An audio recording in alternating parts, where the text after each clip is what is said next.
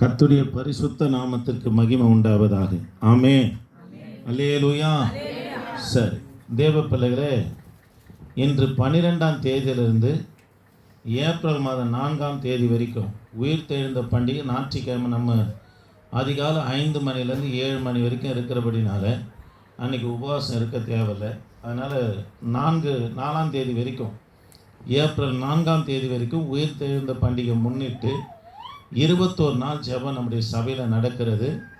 இந்த 21 நாள் அளவு நம்ம கிறிஸ்மஸ் நாட்களில் செய்தி பார்த்தோம். கிறிஸ்துவின் பிறப்போடு சம்மந்தப்பட்டவர்களை குறித்து நம்ம பார்த்தோம்.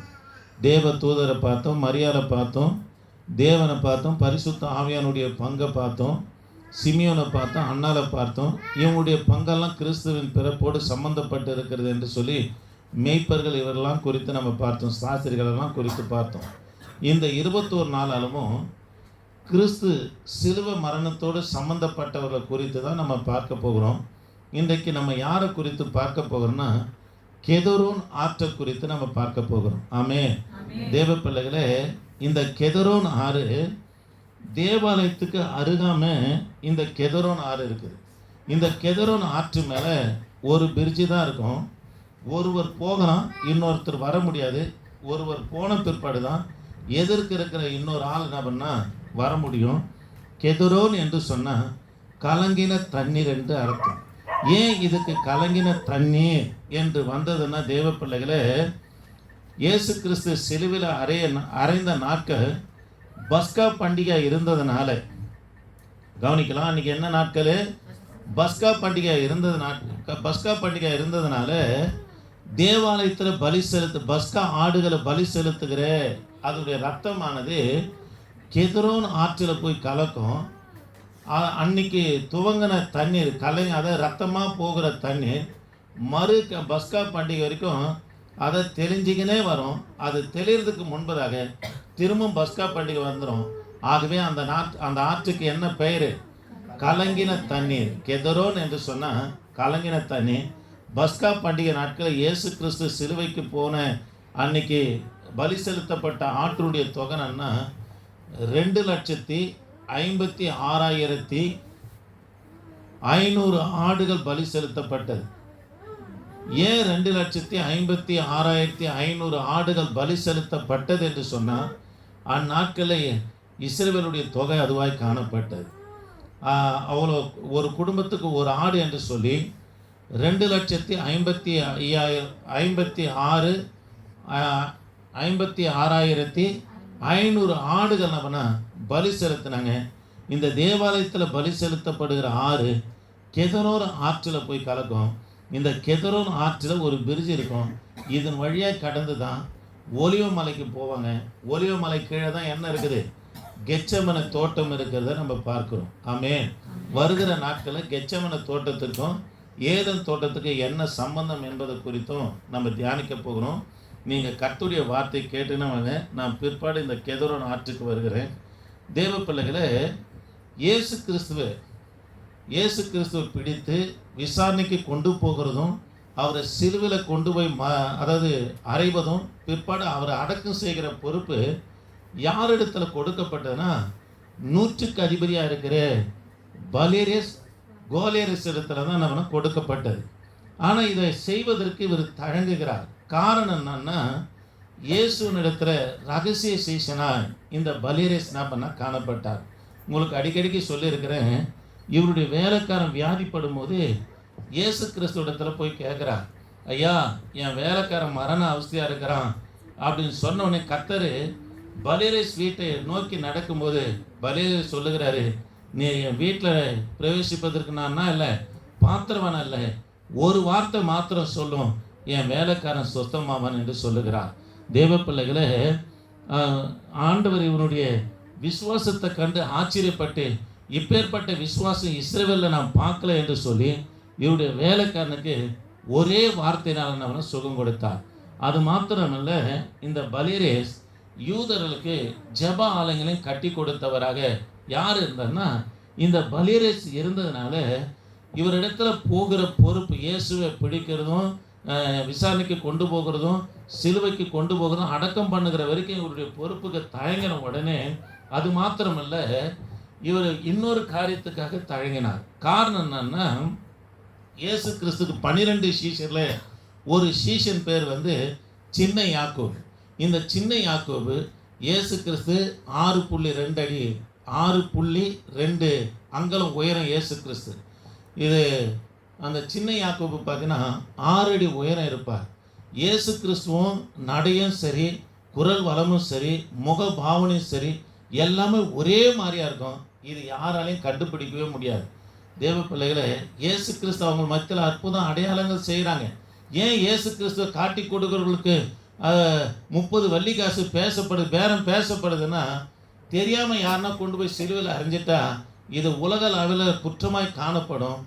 இந்த வேலையை பலிரை செய்திருப்பார். ஆனால் தெரியாமல் சின்ன யாக்கோபு குறித்து கொண்டு போய் சிலுவையில் அரைஞ்சிட்டாங்கன்னா இவர் ரோம் அரசாங்கம் அப்படின்னா சவுக்காலே அடிப்பாங்க.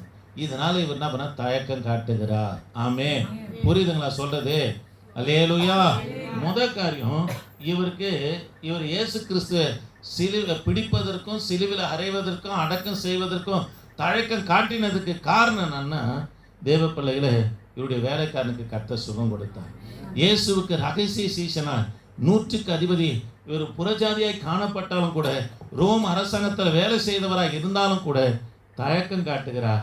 அது மாத்திரம் இல்லை, இரண்டாவது காரியம், இயேசுவை பிடிக்க போயிட்டு சின்ன யாக்கோபு பிடிச்சி சிலுவையில் அரைஞ்சிட்டா நம்மளை ரோம் அரசாங்கம் சவுக்காலே அடிப்பாங்களே என்று சொல்லி தயக்கம் காட்டுகிறார்.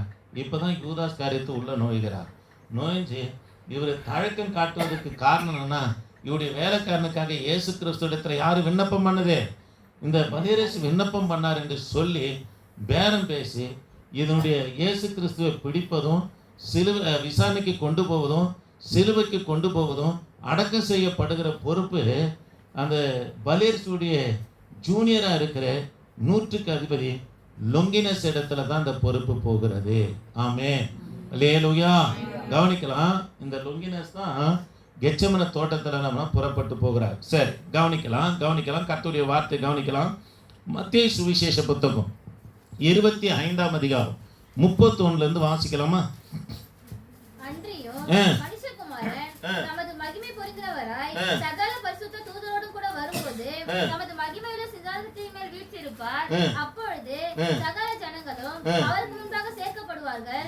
மெய்ப்பனானவன் செம்மறி ஆடுகளையும் வெள்ளாடுகளையும் வெவ்வேறாக பிரிக்கிறது போல அவர்களை அவர் பிரித்து செம்மறி ஆடுகளை. சரி, கவனிக்கலாம், கர்த்தருடைய வார்த்தை கவனிக்கலாம்.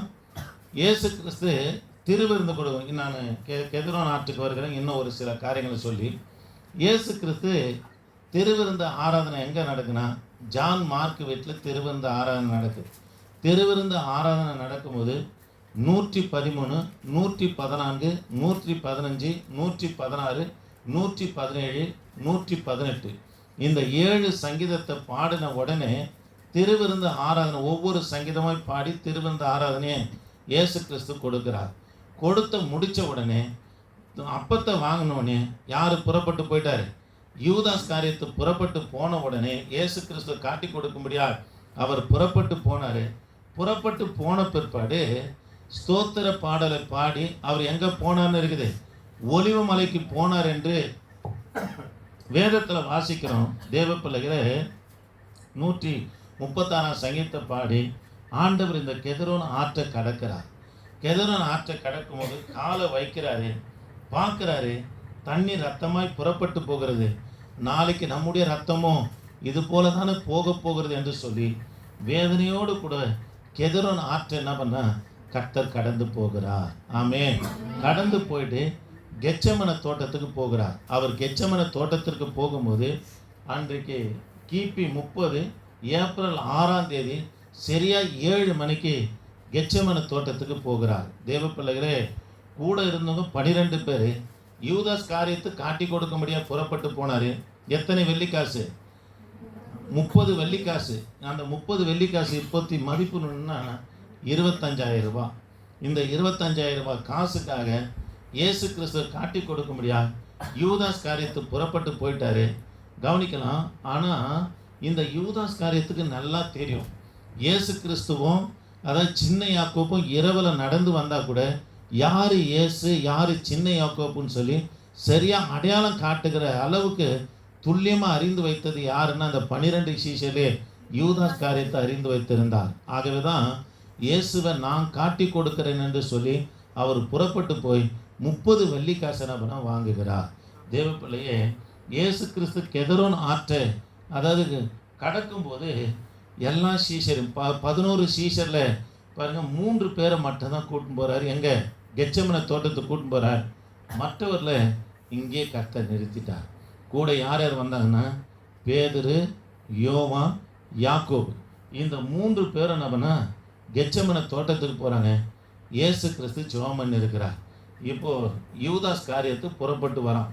யாரோடு கூட வரான்னு சொன்னால் பாருங்கள், இதில் பலிரேஸ், லொங்கினேஸ் இவங்களோடு கூட என்ன பண்ணால் புறப்பட்டு வராரு. வருகிற நாட்களில் கெச்சமனை தோட்டத்துக்கு எத்தனை சேவகர்கள் போனாங்க என்பதை குறித்து நான் உங்களுக்கு தொகையை சொல்கிறேன். வருகிற நாட்களில் ஒன்றா நம்ம பார்க்கலாம். புறப்பட்டு போகிறாங்க. யூதாஸ் காரியத்துக்கு அதிர்ச்சி காத்து இருக்குது. காரணம் என்னென்னா, இவருக்கு பேரம் பேசப்பட்டு 30 வெள்ளிக்காசு எதுக்காக? யார் சின்ன யாக்கோப்பு, யார் இயேசு கிறிஸ்து என்று சொல்லி அடையாளம் காட்டுவதற்கு யார் தான் சரியான ஆள்? யூதாஸ் காரியத்து தான். ஆனால் போய் பார்க்குறாரு, யார் இல்லை, சின்ன யாக்கோப்பு இல்லை. கெதரோன் ஆற்றுக்கு இந்த பக்கத்தில் சின்ன யாக்கோப்பு நின்றுட்டாரு. பணத்தை வாங்கிட்டோமே, அவங்களுக்கு உண்மையாக இருப்போம், கிறிஸ்துக்கு உண்மையாக இருப்போம்ல, அவங்களுக்கு உண்மையாக இருப்போம் என்று சொல்லி ஓடி போய் கிறிஸ்துவை கட்டி பிடித்து கன்னத்தில் முத்தமிட்டு இயேசுவனை அவனை காட்டி கொடுத்தார். ஆமென், அல்லேலூயா. தேவ பிள்ளைகளே, இதை குறித்து தான் நம்ம சங்கீதத்தில் வாசிக்கிறோம். 110ஆம் சங்கீதம் 110ஆம் சங்கீதம் 7ஆம் வசனத்தை கொஞ்சம் வாசிக்கலாமா? 7ஆம் வசனத்தை கொஞ்சம் வாசிக்கலாமா? வழியிலே அவர் நதியில் குடிப்பார், வழியிலே அவர் நதியில குடிப்பார், ஆகையால் அவர் தமது தலையை எடுப்பார். பாருங்க, வழியிலே நதியில குடிப்பார், அவர் தமது தலையை எடுப்பார் என்று சொல்லப்பட்டிருக்கிறது இல்லையா? தேவ பிள்ளைகளே, இதனுடைய பொருள் என்னன்னா, வழியில நதியில குடிப்பார். இந்த கெதரோன் ஆற்றில் பிதாவின் உக்கிரகத்தை கிறிஸ்து குடிப்பார். முறைப்படி அவர் சிலுவைக்கு போவார். பிதா கிறிஸ்துவின் தலையை உயர்த்துவார் என்று சொல்லி இயேசு கிறிஸ்து சிலுவைக்கு போகிறதுக்கு 1000 ஆண்டுகளுக்கு முன்பதாகவே தாவீது சங்கீதத்தை தீர்க்க தரிசனமாய் பாடி வைத்திருக்கிறார். ஆமென், அல்லேலூயா, அல்லேலூயா. புரியுதுங்களா? இதை குறித்து சங்கீதமாக யார் பாடி வச்சிருக்கிறாரு? தாவீது பாடி வைத்திருக்கிறதே பார்க்கிறோம். தேவ பிள்ளைகளே, இந்த சங்கீதத்தை குறித்து ஒரு சில காரியங்களை சொல்லி இந்த ஆராதனை நான் முடிக்கிறேன். எல்லாரும் கவனிங்க. சவுல் குடும்பத்தை அடித்து சமஸ்த இஸ்ரவேல் முழுவதுக்கும் தாவீது ராஜாவாக கர்த்தர் கொண்டு வந்தார். கொண்டு வந்த பிற்பாடு தாவீது தேவாலயம் கட்டும்படி பிரயாசப்படும்போது கர்த்தர் சொல்கிறாரு, நீ தேவாலயத்தை கட்ட வேணாம், உன் கர்ப்பப்பிறப்பாக இருக்கிற சாலமோன் தேவாலயத்தை கட்டுவான். உனக்கு கொடுக்கப்பட்ட ஊழியம் இஸ்ரவேலுடைய எல்லையை நீ விரிவாக்க முடியாது, யுத்தம் பண்ண வேண்டும் என்று கர்த்தர் கையில் பட்டயத்தை கொடுத்து தாவீதை அனுப்புகிறார். தாவீதை அனுப்பும்போது 2 சாமுவேலின் புத்தகம் 7ஆம் அதிகாரம் 8ஆம் அதிகாரம் 9ஆம் அதிகாரம் 7 8ஆம் அதிகாரம் 9 10 இந்த 3 அதிகாரமும் 7ஆம் அதிகாரத்தில் தேவாலயத்தை கட்ட வாஞ்சிக்கிறார். நீ கட்டாதப்பா, உன் கர்ப்பப்பிறப்பா இருக்கிற சாலமோன் கட்டுவான்றார். சில நாள் உபவாசித்து தன்னை ஆயத்தப்படுத்தி கொண்டு தாவீது புறப்படுகிறார். 2 சாமுவேல் 8 9 10 இந்த 3 அதிகாரமும் 7 வருஷம் யுத்தம் சொல்லி தாவீது நடத்தி கொண்டே இருந்தார். நடத்தி கொண்டு இருந்த பிற்பாடு எல்லாரையும் தான் கட்டுப்பாட்டில் வைத்திருந்தாலும் கூட, அக்கம் பக்கம் நாடுகளை அடித்து தான் கட்டுப்பாட்டில் தாவீது வைத்திருந்தாலும் கூட, தேவப்பிள்ளைகளை கொஞ்சம் நஞ்சம் சத்துருக்கள் தாவீதுக்கு இருக்க தான் செய்தாங்க. ஆகவே தாவீது தன் தோட்டத்தில், அரண்மனை அருகாமல் இருக்கிற தன் தோட்டத்தில் அதிகாலையில் போய் முழங்கால் படிட்டு, என் சத்துருக்களை என் கையில் ஒப்பு கொடுங்கப்பா என்று சொல்லி தாவீது கண்ணீரோடு கர்த்தரை நோக்கி ஜெபம் பண்ணும்போது ஒரு தரிசனத்தை பார்க்கிறார். தேவப்பிள்ளைகள் என்ன தரிசனத்தை பார்க்குறாருன்னா, இயேசு கிறிஸ்து மரித்து உயிர் தெழுந்து, அதாவது பரலோகத்துக்கு எடுத்துக்கொள்ளப்படுகிற காட்சியை பார்க்குறார். போய் பரலோகத்தில் பிதாவினுடைய சிங்காசனத்துக்கு முன்பதாக நிற்கிறார். பிதா இயேசுவை பார்த்து சொல்லுகிறார், என் வலது பக்கத்தில் அமரும், இருக்கிற பணியை செய்யும், நாள் ஒன்று வரும், உன் சத்துருவை நான் உனக்கு பாதப்படி ஆக்கி போடுவேன் என்று கர்த்தர் சொல்லுகிறார். அல்லேலூயா. தாவீதுக்கு நல்லா புரிஞ்சிச்சு, கர்த்தர் நம்மளை காத்திருக்க முடியாது சொல்றாரு. நாள் ஒன்று வரும், நம்முடைய சத்துருவையும் கர்த்தர் பாதப்படி ஆக்கி போடுவார் என்று பாருங்க. அதை தான் அந்த காட்சியை கண்டு தான் தாவீது உள்ளம் உடைந்து ஆவில நிரம்பி தீர்க்க தரிசனமாய் பேசின வார்த்தை தான் இந்த 110ஆம் சங்கீதம். ஆமென். பாருங்க, முத வசனத்தை வாசிங்களேன். கர்த்தரின் ஆண்டவரை நோக்கி பாருங்க, கர்த்தர் என் ஆண்டவரை நோக்கி. கர்த்தர் என்பது இயேசு கிறிஸ்து, ஆண்டவர் என்பது பிதா.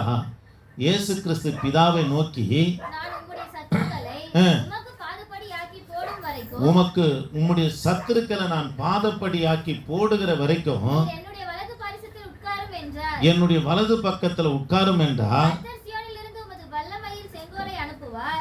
நீர் உம்முடைய சத்துருக்களின் நடுவே ஆளுகை செய்வீர். அல்லேலூயா. தேவ பிள்ளைகளே, ஆண்டவர் தாவீது பார்க்குறாரு. என்ன காட்சியை பார்க்குறாருன்னா, இயேசு கிறிஸ்து உயிர்த்தெழுந்து பிதாவின் இடத்துல போகிறார். கிறிஸ்து பார்த்து சொல்கிறார், கிறிஸ்துவை பார்த்து பிதா சொல்லுகிறார், என் வலது பக்கத்தில் உட்காரும், நாள் ஒன்று வரும், உனக்கு ஆளுகையின் செங்கோலை கொடுப்பேன், உன் சத்துருவை நான் உன்னை பாதப்படி ஆக்கி போடுவேன் என்று கர்த்தர் பேசுகிறார். அல்லேலூயா.